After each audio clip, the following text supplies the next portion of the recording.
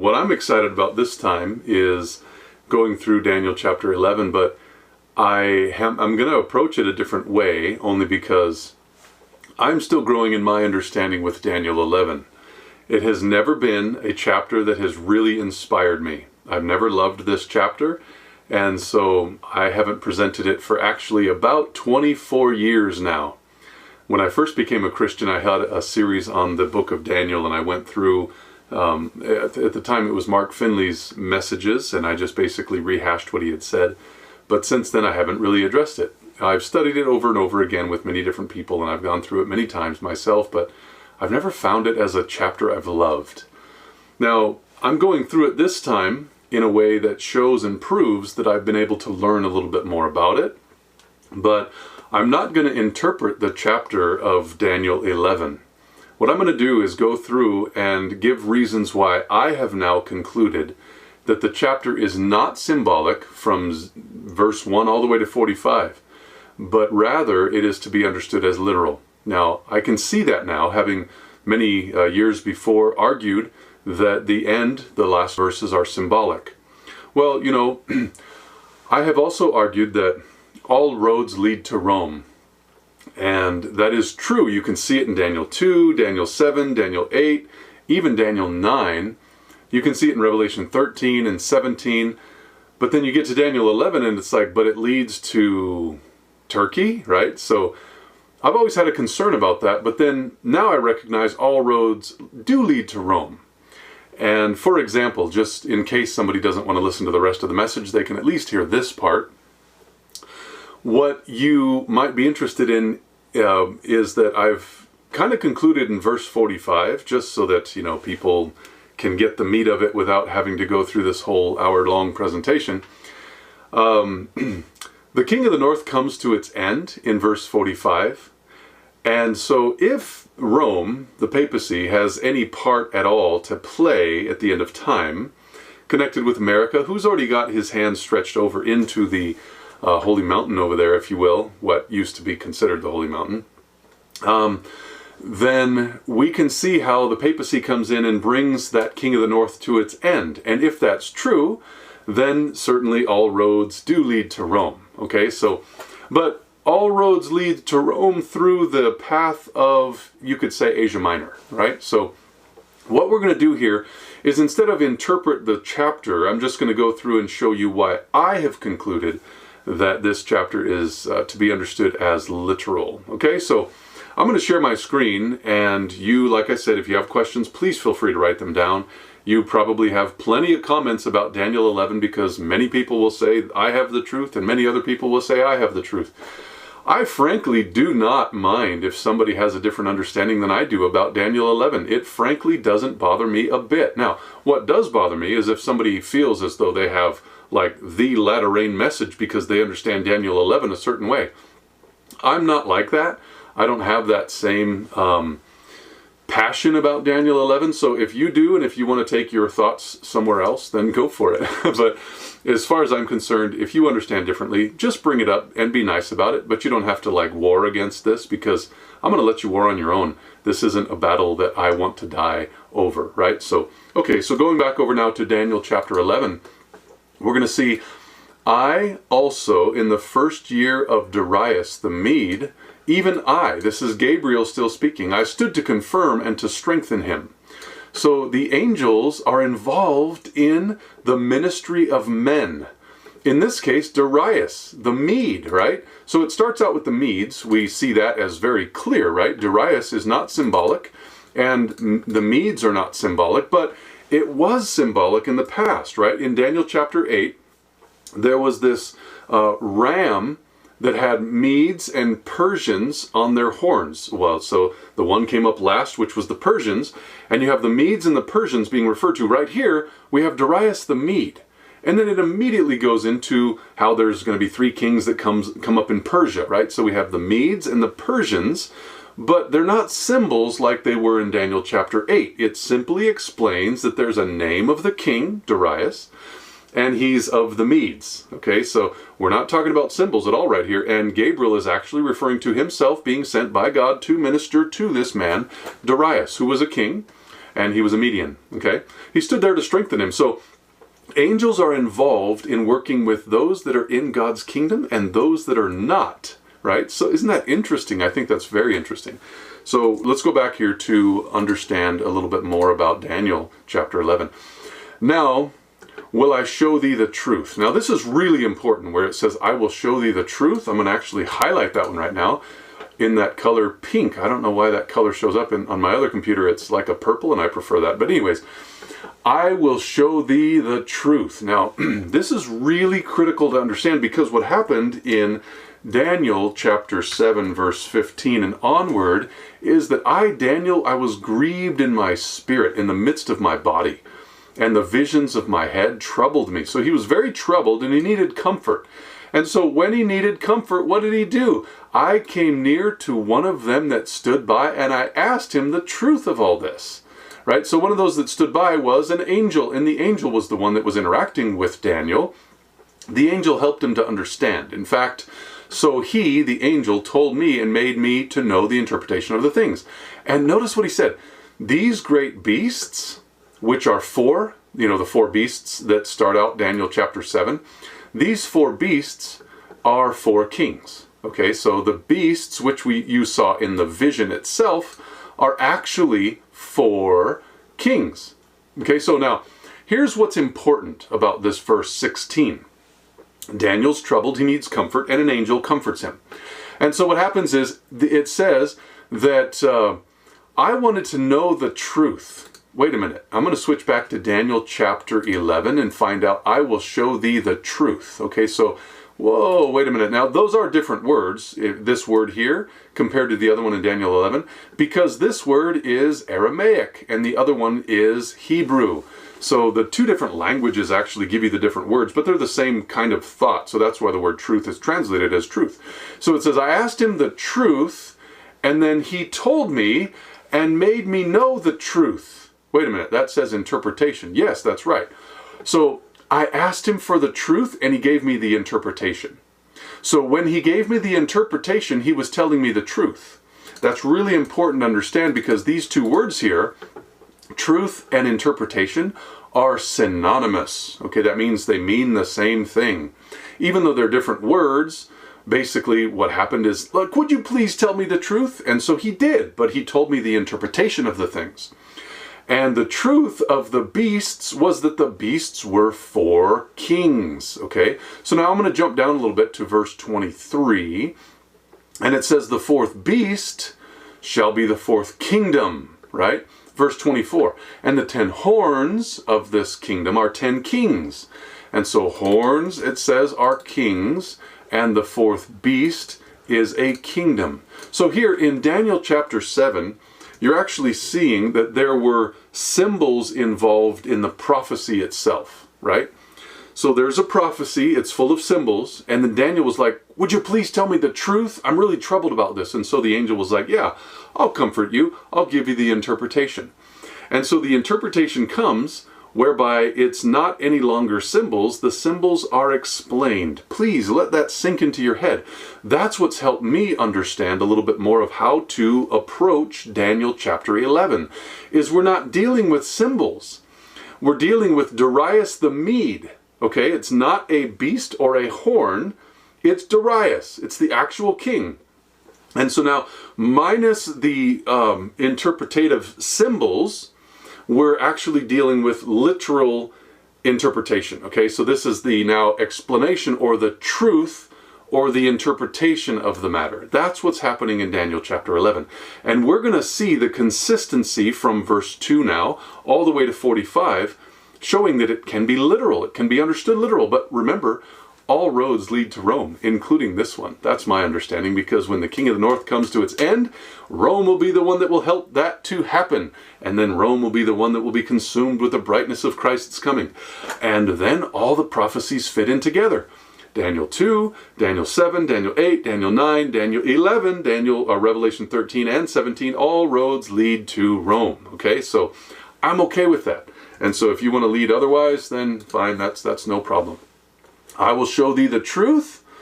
Behold, there shall stand up yet 3 kings, not horns, not beasts, but kings. This is interpretive. This is the truth. In Persia. Okay, now we've already seen Media, and we've already seen Persia.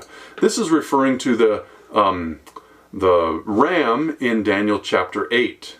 And it says the fourth king, that is, not the 4th beast or the 4th horn, but the 4th king shall be far richer than they all. And of course, that's Xerxes from the days of Persia. And by his strength through his riches shall he stir up all against the realm of that he-goat that we saw in Daniel chapter 8. The he-goat was the one that was Greece, right? So we know that the Medes and the Persians, so here's the Medes and here's the Persians and here's Greece. This is basically following the same history of Daniel chapter 8, except we are not going through symbols. We're just talking about Greece, the nation, not the he-goat. We're talking about a mighty king, which was the horn back in Daniel chapter 8, but now it's the mighty king. He shall stand up and shall rule with great dominion and do according to his will. Now that's really interesting because this phrase comes up 3 different times in Daniel chapter 11. His will. So in Daniel chapter 11, verse 3, you're going to see it later in the, I think like 16 or later or 20, somewhere around there. And then later in the very end of the chapter as well. I don't remember these verses off the top of my head. But this one that comes up in Grecia, he does according to his will. That means there's a new king on the throne, and he's over the realm of Grecia. So this idea of coming, according to his will, that's something that helps us know that there's a transition of these kingdoms, and we've already seen the Medes, the Persians, the Grecians, okay? And when he shall stand up, that's he being not the horn or the beast, it's the first king. That's what it says, the mighty king. His kingdom shall be broken. It's not a horn, it's not a beast, it's a kingdom that's broken. It shall be divided in the 4 winds toward the 4 winds of heaven. That would be the east, north, west, and south. Not to his posterity, which is his, family, nor according to his dominion or his strength, which he ruled. For his kingdom, not a beast, not a horn, shall be plucked up even for others besides those. And the king of the south, it's not a beast, it's not a horn, it's a king. It's the king of the south. Now wait a minute, I want to see, where does this phrase come up in other parts of the Bible? I'm going to right click and search for this phrase, and I'm going to see that 7 different times it comes up, right? 7 times. And interestingly, every single time, and every single time only, it comes up in Daniel 11. There's 1, there's 2, there's 3, there's 4, there's 5, and 6, and 7. Now, we saw that 5 and 6 right here is because it was twice in one verse. And so really what's happening is, you have the king of the south, a phrase that does not occur other places other than Daniel chapter 11. Now when I saw that, when I finally researched that, I was like, wait a minute, okay, that is kind of queer, because what happens is, most of the time you're looking for a phrase in a portion of the Bible, especially in a prophecy, and you're wanting to find the meaning of it somewhere else. But we don't really have a meaning of this somewhere else, because the only time this phrase comes up is right here in this chapter. And so far we've seen it as literal, the king of the south. Now you're going to find that the phrase king of the north does the same exact thing with the same identical number, 7. I don't know why, but it's just interesting. So what we're going to see here is the king of the south shall be strong, and one of his princes. Not one of his horns, not one of the beasts, but one of his princes. And the prince of the host, that is not a symbol, and so the word prince shouldn't be a symbol at all, right? He shall be strong above him and have dominion. His dominion shall be a great dominion. No symbolism there. And in the end of the years they shall join themselves together. Join who? The beasts and the horns? Oh no.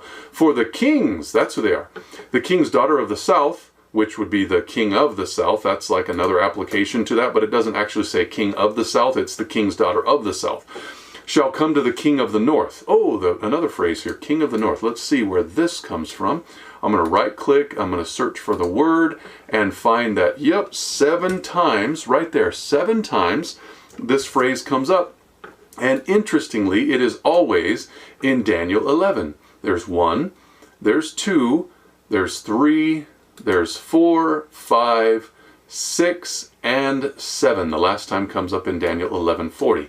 So that's kind of weird, because like what we're seeing is these phrases that kind of rule and dominate the theme of Daniel chapter 11, King of the South and King of the North.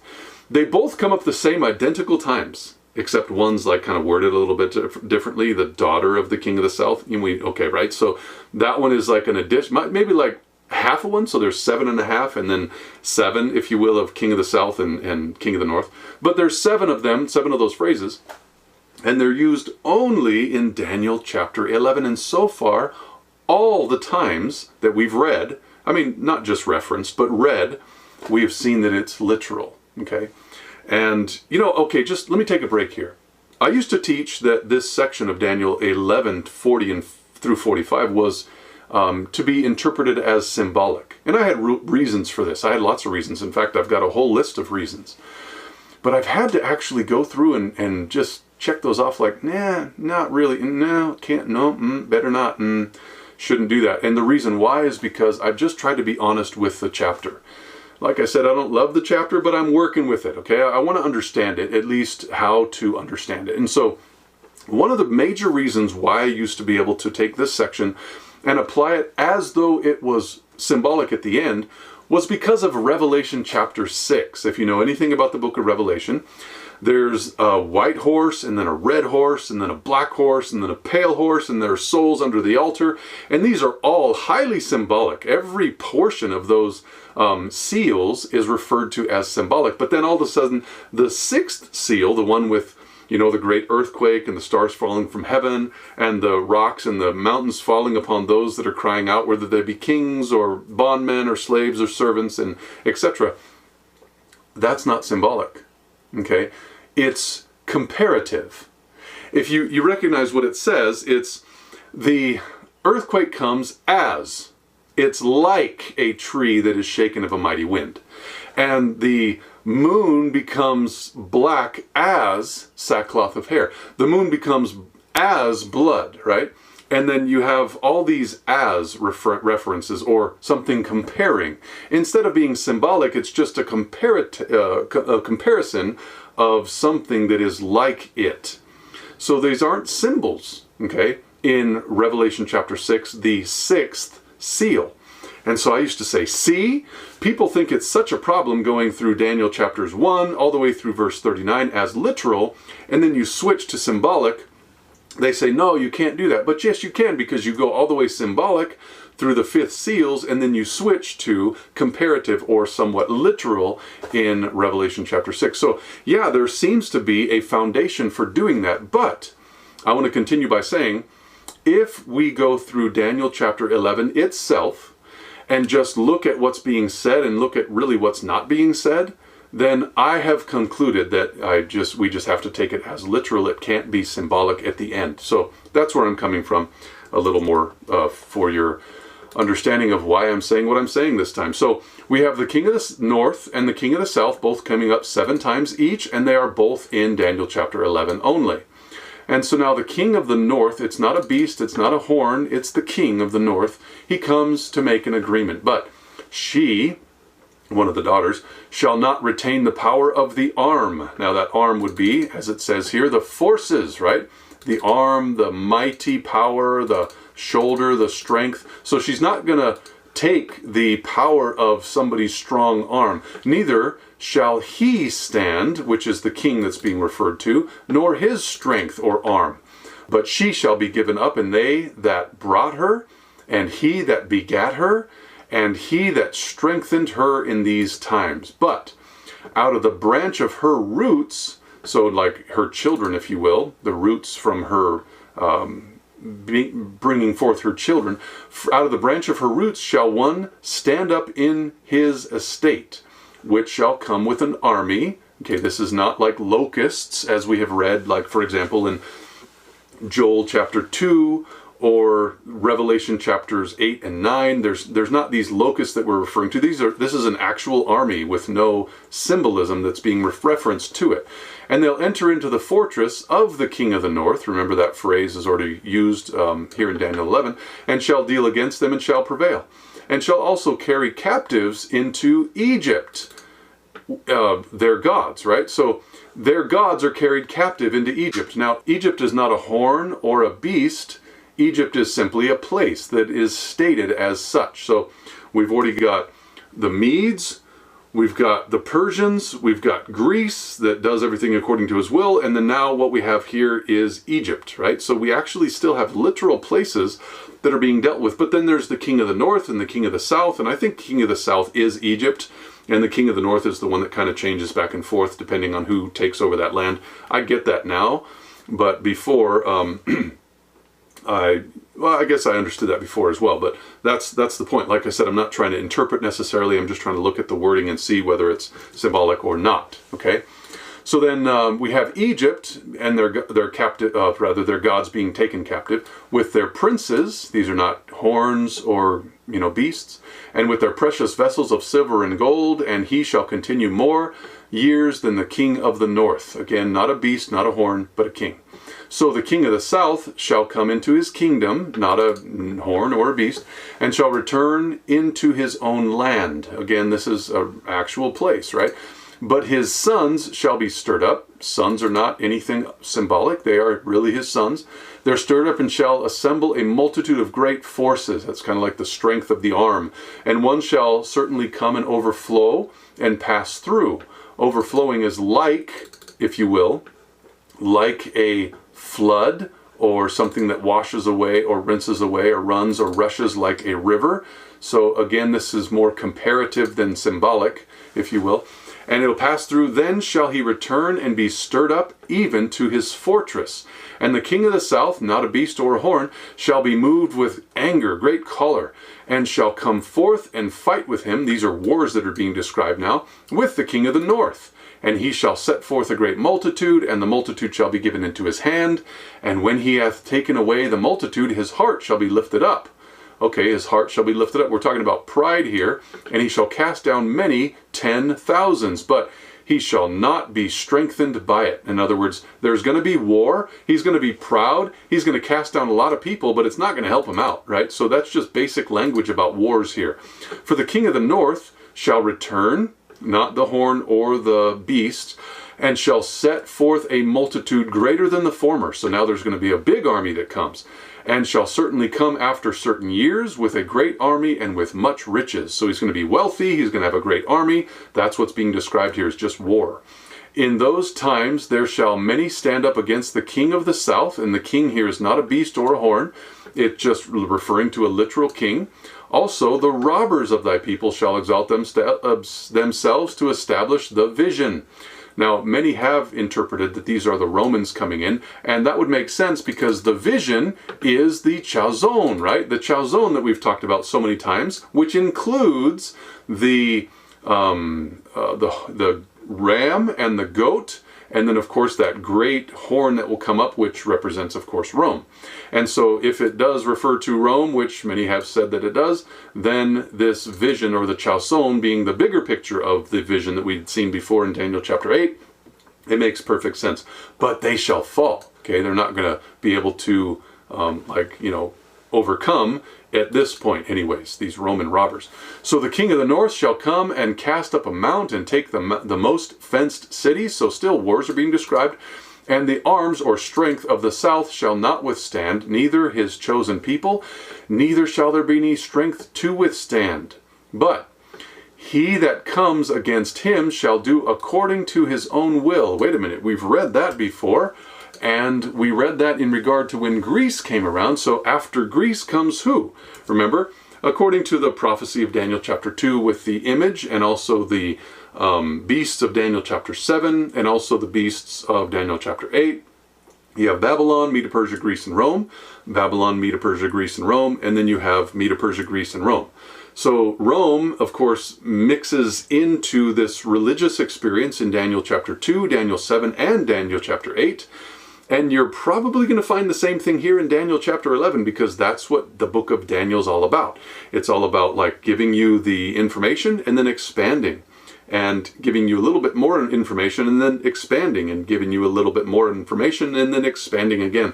And so that's what's happening in Daniel chapter 11, is we're going through the same history of Daniel 2, 7, and 8.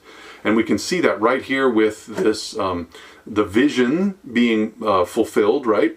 And also, as it says here, this another king that does according to his own will, which would be the next king after Greece, which we know, according to the previous prophecies, is Rome. And so here I think that Rome actually does come in. But like I said, I'm not going to be interpreting. I'm just giving you kind of like a little bit of highlight. None shall stand before him. Why? Because he's a world ruler. And he shall stand in the glorious land. Whoa, the glorious land. Now, Rome definitely did take over the glorious land. That's when Christ came here, right? Christ was here and in the glorious land, which if you triple click this word, it means glorious and goodly or pleasant, beautiful, or even roebuck. Like a roebuck, really? Okay, so what I'm going to do is I'm going to right click and search for this key number to try to find a few places where it does fit into the Bible, just to see what is actually being referred to as this glorious land. So the roebuck, roebuck, roebuck. That's kind of weird. That's how Moses used it in Deuteronomy. But then it's the beauty of Israel. Okay, so Israel is here as being referred to as beautiful, or as it refers to here in Daniel 11, glorious, right? So Israel here is being referred to as such. And again, a roe in Samuel, roebucks in Kings, and Chronicles is talking about roes, and so does Proverbs, and so does the Song of Solomon, and Song of Solomon again, and again, and again, and again. And then here, Isaiah talks about, in that day shall the branch of the Lord be beautiful and glorious. Now the branch, we know, according to Jeremiah, more specifically is referring to Jesus Christ, right? But the fruit of the earth shall be excellent and comely for them that are escaped of Israel. So the branch comes out of Israel. And we know that that's Jesus Christ in its most specific application. Now Babylon is the glory of kingdoms. And so glory here actually is talking about Babylon, not Israel. And so the Lord of hosts has purposed it to stain the pride of all glory. And that, of course, would still be the Babylonian kingdom, if I remember correctly. I went through Isaiah just not too long ago, verse by verse, but it's hard to remember all the details, and I'm not going to go into it now. So if it is something else, just understand that I've misspoken there. No ill intention. So glory to the righteous. Glory and beauty is fading like a flower. The glorious beauty, I'm going to see a couple of times here in the book of Daniel. I'm just going to skip on by now a few of them because I didn't mean to go through all of these. But in Daniel chapter 8, verse 9, it's talking about then during this time where this little horn, which became exceeding great, which was of course the Roman power after the Grecian power that was mentioned in verse 21 of Daniel chapter 8, you can see that this exceeding great horn, he actually went toward the south, toward the east, and toward the pleasant land, which we can understand as the glorious land, same exact word. And so that's what's happening here is this new king, which is, according to Daniel, it's the exceeding great horn in chapter 8. But here, it's this king that does according to his will. They both enter into the glorious or pleasant lands. And that's why I wanted to look at that real quick. And also, one more time, it's referred to in Daniel chapter 11:41. It is the glorious land. Now, if it is historically Israel here, and historically Israel here, I just wonder if it would be historically Israel here in verse 41, right? So just looking, let's continue on. And it says, by his hand, the Roman hand, the glorious land will be consumed. And that's exactly what happened. And so in Daniel 11, it's just using a different phrase. Instead of pleasant land, it's glorious land. And it was consumed by his hand. Now verse 17. He shall also set his face to enter with the strength of his whole kingdom, and upright ones with him. Thus shall he do, and he shall give him the daughter of women, corrupting her. But she shall not stand on his side, neither for him. And this is not symbolic at all. It's just talking about how people are interacting in this whole kingdom, right? And so in verse 18, after this shall he turn his face unto the isles, and shall take many, but a prince, not a horn or a beast, but a prince for his own behalf shall cause the reproach offered by him to cease without his own reproach. He shall cause it to turn upon him. Then he shall turn his face toward the fort of his own land, That's just a place, a fort in his own land, but he shall stumble and fall and not be found. Then shall stand up in his estate a raiser of taxes. These are not symbolic. It actually happened during the days of Christ, in the glory of the kingdom. Oh, the glory of the kingdom. Could that potentially be the same place where Jesus was, or around that area where the taxes were raised? Well, maybe, but it's also potentially in the height of the kingdom of Rome. Whether you understand either way, it's fine with me. But within few days he shall be destroyed, neither in anger nor in battle. And we know that that happened to the raiser of taxes, if you just go into some of the history. Now, a new paragraph here, interestingly, it says right here, and in his estate shall stand up a vile person, which is actually true, to whom they shall not give the honor of the kingdom, but he shall come in peaceably and obtain the kingdom by flatteries. Not the horn or the beast, he's just obtaining the kingdom. These are still literal activities. With the arms of a flood, shall they be overthrown from before him. This flood is like, it's comparative, like a flood. The of a flood, not, I don't think it's necessarily symbolic, it's more comparative. It's overflown before him, and they shall be broken to pieces, or broken, yea, also the prince of the covenant. So the prince of the covenant, who's that? We've already established who that is. That's Jesus Christ. When did he show up? He was in the days of Rome. And so it makes perfect sense that this new king, who's doing according to his own will be Rome who takes over, who is a raiser of taxes and does all this stuff, including overthrowing the prince of the covenant, which is Jesus Christ. And he died for us. He died for all of us. And so knowing that he is in the midst of this prophecy is really why this prophecy is important. And of course, we're going to continue on trying to decipher whether or not this is symbolic or literal. And of course, this Prince of the Covenant, he is a literal person that had a literal name, the Prince of the Covenant. That's not symbolic at all. Verse 23, after the lead made with him, he shall work deceitfully, and he shall come up and shall be strong with a small people. He shall enter peaceably even unto the fattest places of the province, and he shall do that which his fathers have not done, nor his fathers' fathers. I mean, this is literal, right? Fathers' fathers and fathers' fathers. He shall scatter among them the prey and spoil and riches, yea, and he shall forecast his devices against the strongholds even for a time. And he shall stir up his power and his courage against the king of the south. Not a horn or a beast, it's just still the king of the south. And this is where that phrase was used twice in one verse. He has a great army, not locusts, nothing symbolic. And the king of the south shall be stirred up to battle with a very great and mighty army. Again, not locusts. And he shall not stand, for they shall forecast devices against him. Yea, they that feed of the portion of his meat shall destroy him, and his army shall overflow. Kind of like a flood, right? Symbolic, or comparative, if you will. And sure, symbolic, but this is not a, how would you say, a key term in the prophecies we've read before that would lead us to believe that this entire section is symbolic. And many shall fall down slain. Both these kings, not horns or beasts, hearts, shall be to do mischief, and they shall speak lies at one table. In other words, they're working together to be mischievous. But it shall not prosper, for yet the end shall be at the time appointed. Then shall he return. Oh, by the way, let's see, there was a verse, here it is, even for a time. In verse 24, it seems to me that going through Daniel chapter 7 and Daniel chapter 8, when you're reading about the times, those are symbolic. So in the midst of Gabriel explaining what the symbols are, he used a symbol of time without giving some kind of interpretation. So it does seem like a time, if it's a noun like it is here, instead of something that would be like an adjective added on to something for a further purpose, it would seem in that sense it would be referring to the 360 days or prophetic years or literal years is what I meant. So just as a note, you can find in Daniel 7 and 8 that he doesn't give an interpretation for the times. He just simply makes it clear that they're something that is to be understood that would take you to the end of time. So when it says at the time appointed, this is not the same phrase, okay? The word time here is not even in the Hebrew. It's a time appointed. This is the word that's being referred to. So don't confuse this time with the one at the end of verse 24.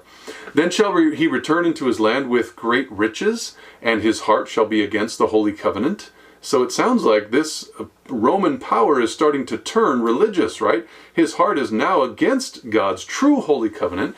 They've already killed the prince of the holy covenant. And so he shall do exploits and return to his own land. Again, this is not symbolic. He's actually doing things that are with literal terra firma. At the time appointed, again, this is not a word in the original Hebrew. This is just the time appointed, okay? So this is not to be understood in the same sense as the last word of Daniel 11:24. At the time appointed, he shall return and come toward the south. Okay, this is not symbolic. It's actually a literal direction. But it shall not be as the former or as the latter. For the ships of Shittim shall come against him. The ships are not necessarily to be understood symbolic, but you could know that these ships are either for war or for produce and substances, kind of like commerce, right? Therefore shall he be grieved and return and have indignation against the holy covenant. Now, he's really still indignant. I mean, he's already indignant before, and his heart is against the holy covenant. Now he's indignant against it, right? So shall he do, and he shall even return and have intelligence with them that forsake the holy covenant. So now, all of a sudden, there's indignation and an alliance or an intelligence with them that forsake the holy covenant. Now you're getting into a real war against not just kings and princes, but you're getting into a war against religion and the truth of God. And arms shall stand on his part. In other words, he's going to be strong with military force against those that are true to the holy covenant, but with those that forsake the holy covenant. And they shall pollute the sanctuary of strength, and shall take away the daily. Now, the daily, this is a noun, not an adjective. So yes, I understand differently than I used to before. The daily here as a noun is not an adjective, and therefore should not be understood as it was when it was used in the sanctuary service of specifically like the book of Exodus. The book of Exodus uses that word tamid every single time in light of the holy place ministry. Yes, there is sacrifice in the outer court, but the blood is taken into the holy place, and that's where it ends up. So every single time in the book of Exodus, when the word tamid or daily, which is actually like eternal or everlasting or continual, when that word is used, it's specifically coined or brought together with the holy place ministry portion of the sanctuary service. And I think that's important because it helps us learn a little bit what the motive behind the pagan and papal systems was. You see, I did a message with you all here in Daniel chapter 8 showing that the pagan and papal systems were actually doing everything on earth to personate or symbolize what was actually happening in heaven, for the purpose of destroying those that actually wanted to uphold the Holy Covenant. They wanted to forsake the Holy Covenant, the heavenly one, and make a false earthly one to try to confuse the minds of God's people and make desolate the sanctuary that should have been filled with God's people. But the information about it was severed. It was like hidden. It was, in fact, it was persecuted against. During that time, if you actually had the Bible, which would teach you about the heavenly sanctuary, whereby you can be in heavenly places in Christ, then you could be killed, right? So it wasn't very popular to know about the truth of the heavenly sanctuary during that time, but everything on earth looked just like the heavenly sanctuary, and so all of this confusion and all of this deception came in. And that's why in Revelation 10, we are to specifically study the place where God is, that sanctuary that's in heaven. And we're to establish that in the place where it had been before. And of course, here we can see why it ended up where it was, on earth, earthly, with the priests and the high priest, and the temples, and the candlestick, and the incense, and the bread, and the wine, and all those things that are actually symbolic of what Christ is doing in the heavenly sanctuary. We had the actual literal downhill here, which is obviously very dirty, very carnal, very contrary to the truth. And so that's what was happening. I've already talked about that before in chapter 8, so we're not going to deal with it now.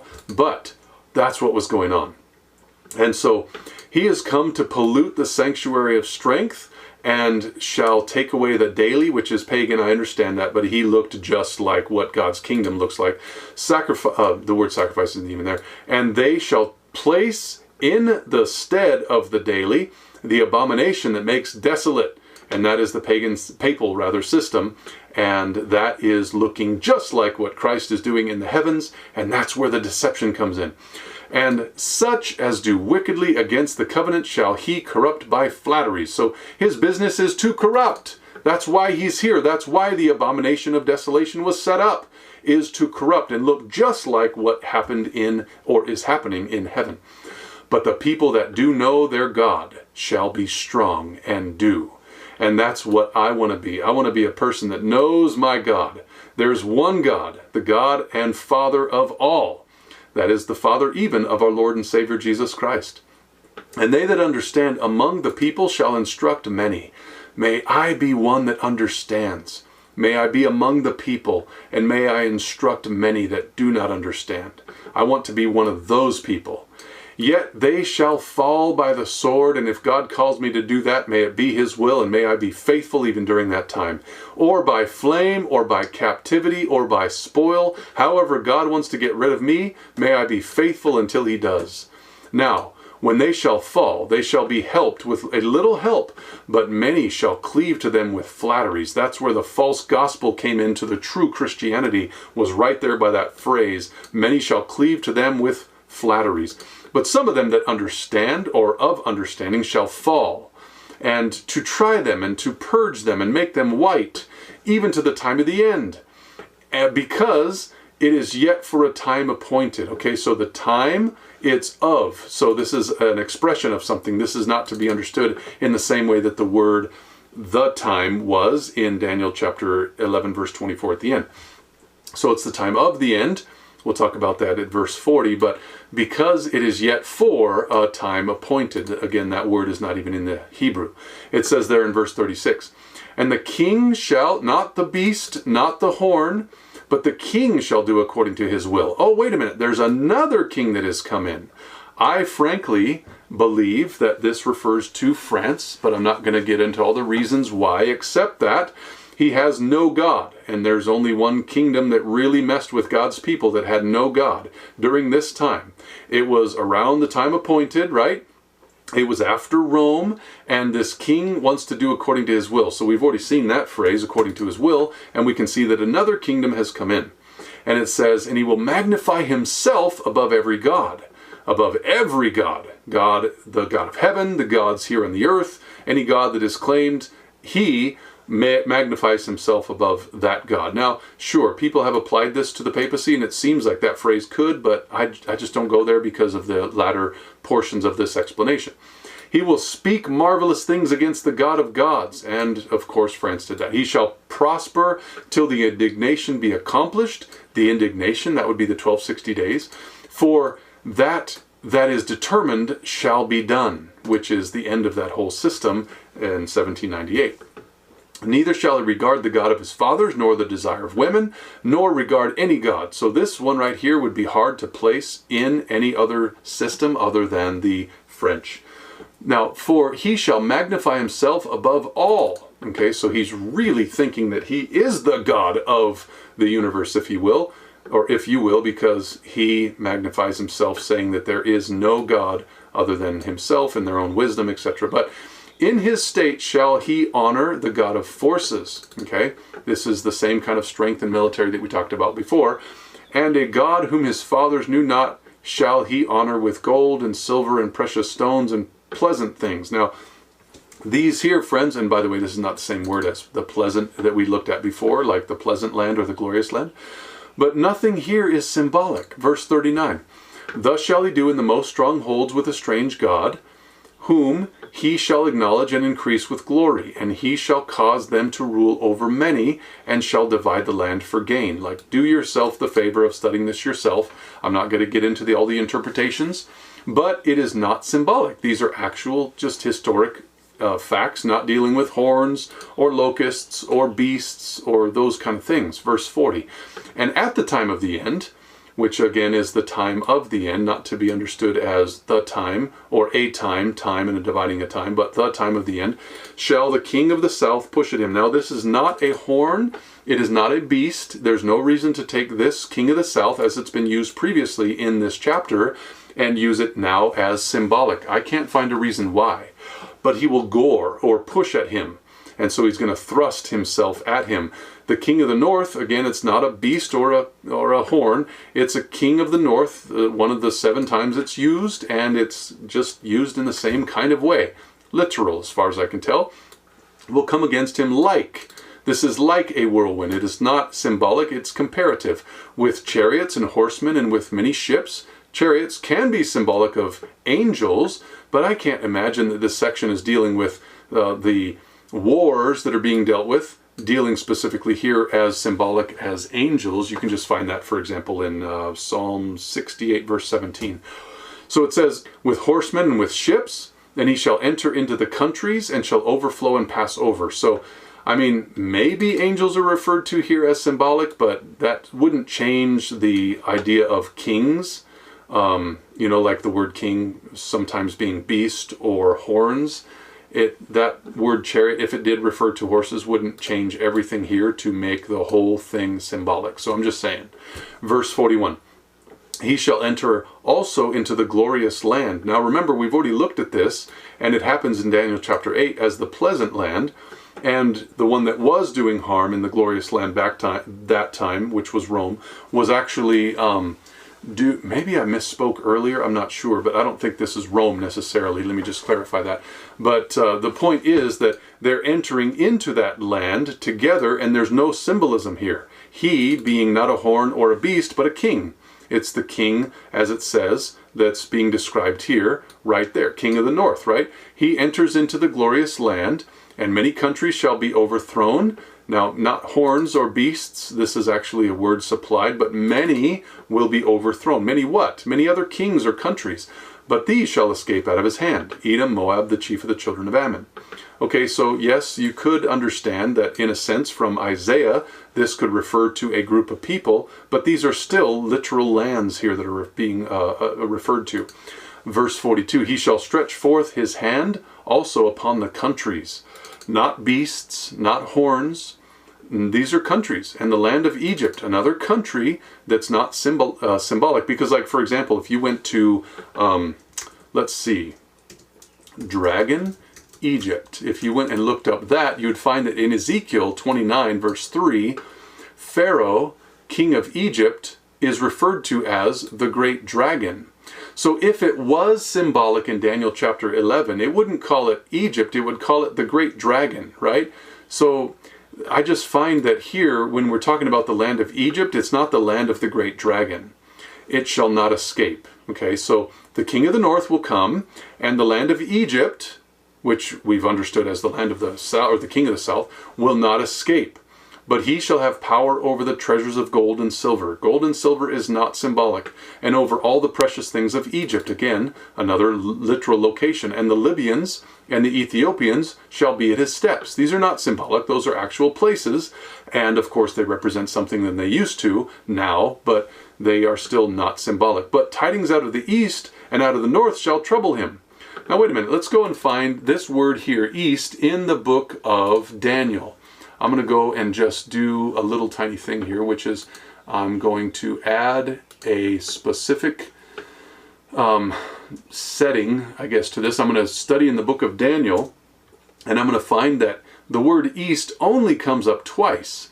And just like we had seen, where the little horn before had gone into the pleasant land, right here as it says, he had also gone into the east. And it wasn't symbolic. He actually went to the south, he went to the east, and he went toward the pleasant land. And so this little horn here, he did that which was actual. And here, tidings out of the east and out of the north shall trouble him. Now, why would it be symbolic here if it's not here, right? So it just seems like even in this symbolic section, it's not symbolic. But here in what seems to be a literal section, it shouldn't be symbolic either. And it just seems to make sense to me anyway. So tidings out of the east and out of the north shall trouble him. Therefore, because of those tidings, he shall go forth with great fury and destroy and utterly make away many. Nothing here needs to be symbolic in this section. And he shall plant the tabernacles of his palace between the seas in the glorious holy mountain. Now, I'm going to go ahead and find where else this phrase, glorious holy mountain, occurs.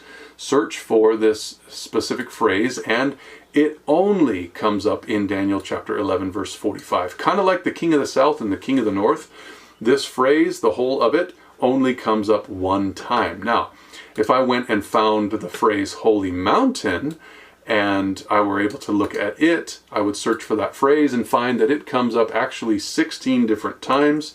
I'll show you right there. And the first time, it is, they shall not hurt nor destroy in all my holy mountain. This is God speaking, and it's God's mountain. Even them will I bring to my holy mountain in Isaiah 56, and it is God's mountain there again. That would be Zion, right?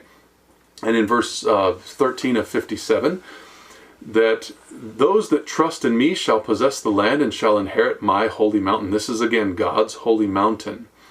They will forget God's holy mountain. This is the Lord speaking again. The wolf and the lamb shall feed together. They won't destroy in all of my holy mountain. Again, this is God's place. So Isaiah 66:20, the swift beasts will be, let's see, in my holy mountain, Jerusalem.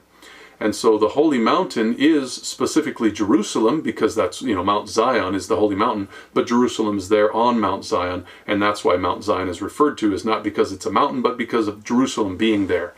And so in my holy mountain, in the mountain of the height of Israel, so Israel is where the holy mountain is, and upon the holy mountain is Jerusalem, and that's why it's being focused on. So I'm just going to scroll down and go into Daniel, and we're going to see that the holy mountain is referred to here in Daniel 9, verse 16.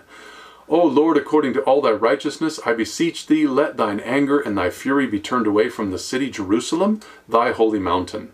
So Jerusalem is actually referred to as thy holy mountain, which is God's holy mountain. In prayer is what Daniel is saying this. Jerusalem is the holy mountain. Okay, so Jerusalem is not symbolic. The holy mountain isn't symbolic. It's actually God's holy mountain. And there's no reason to understand it as symbolic. It's either in heaven or on earth, depending on which one, right? And so in verse 20, it's saying that he was presenting his supplication before the Lord his God for the holy mountain, which is, again, in Israel, and it is in Jerusalem, and it has that temple in it. But it says here, verse 45, he shall plant the tabernacles of his palace. Remember, he being an actual king, not a beast, not a horn. He's going to plant the tabernacles of his palace between the seas. Now, the seas, should we, in this section of Daniel 11, understand these seas to be symbolic? Well, he is not symbolic. The tabernacles of his palace is not symbolic. The holy mountain is not symbolic. Why should we then say that this represents peoples, multitudes, nations, and tongues? It would therefore represent the two oceans in the glorious holy mountain that are next to it, between the seas of where the glorious holy mountain is. And of course, that would be the two seas that you can see there, the Dead Sea and the Mediterranean, right? So between the two seas of the glorious holy mountain, yet he shall come to his end. So whoever this king of the north is, whoever you would like to apply it to, he's going to come to his end. And if in fact the Babylonian power at the end of time, which we could say is Roman, because it's the Roman Catholic system that has its place in Revelation chapter 13, connected with the apostate Protestants here in America, if they have any way to bring this power to its end, then of course this prophecy, just like all the others, ends in Rome. All roads lead to Rome. So now, none is going to help him, but that's not symbolic either, right? We've gone through what I think is, to me anyways, a very descriptive and conclusive way of looking at this section, proving to me, to my eyes, whether it's yours or not, it doesn't matter to me. If you want to understand this differently, go for it. I encourage you. Just keep studying. That's really the whole goal of this section, is just so that you can see how I've been able to study and have been able to understand that this is all literal, all of it. And it would therefore mean literal kings, literal places, literal people, literal attacks, literal wars, literal seas, literal palaces, literal God's place on earth, which used to be, of course, during Daniel's day, Jerusalem, which I know is not now. But anyways, we can see that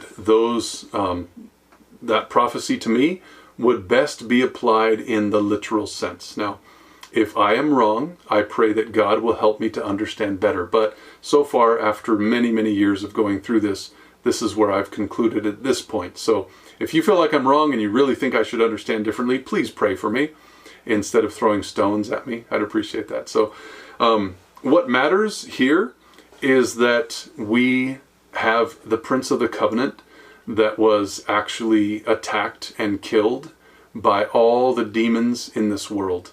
On the cross, Jesus Christ died for you and me.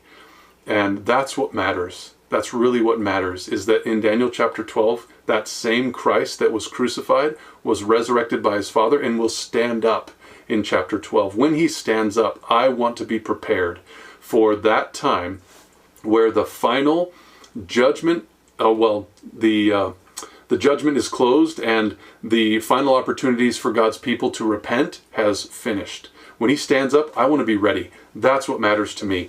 Whether that includes knowing the details of the King of the North and the King of the South, I'm not sure. But I want my character to be right, okay? And so if I disagree with somebody, I want to treat them as a Christian. And that's what I want from you too. So may it be that we submit ourselves to God, to his Son, to the ministration of his Spirit through his ministers, which are angels, and may we all work together to be able to proclaim the truth to as many, as far and as wide as possible. Let's pray together and commit ourselves to that end. Our Father in heaven, I want to thank you for giving us this opportunity to look at Daniel chapter 11 and why I've concluded that it should be understood as literal instead of symbolic. I pray that you'd help us to understand whatever you'd have us to, and to be unified in spirit, wanting to know the truth, whether we disagree or not. Help us to just be kind and wanting to push forward to understand what is true and what is not, without becoming angry and frustrated with each other. Thank you for this, and we ask that you would lead and guide, that as we continue to live the life that you've called us to, that we will be prepared for that time where your son, Michael, stands up and the judgment is complete here in that phase of the judgment. We pray that you would please prepare us for that time. May our families and friends and all of us be ready for that. And we look forward to the day when Christ will come after he stands. Thank you so much. In his name, amen. I guess I'll say it's very deep. Maybe from your sharing, from a personal level, I'd like to read chapter 11 afresh, with that to try and figure out what that means. Yes, Pastor, as you have said, there is no place where Gabriel changes his explanation and makes it symbolic. In fact, the beginning of the chapter where he talks about, in verse 2, where he says, "And now will I show thee the truth." It means that the manner in which he's explaining things is very literal, because he's talking about kingdoms, he's talking about kings and real people in real places. As far as the narrative goes, it doesn't change anywhere. There's no turn of phrase where now it begins to say, now this represents that. No, it is just literal kings, places where those things happen. But also, something very interesting, Pastor, that I'd really like us to consider is why we need to understand this prophecy as literal.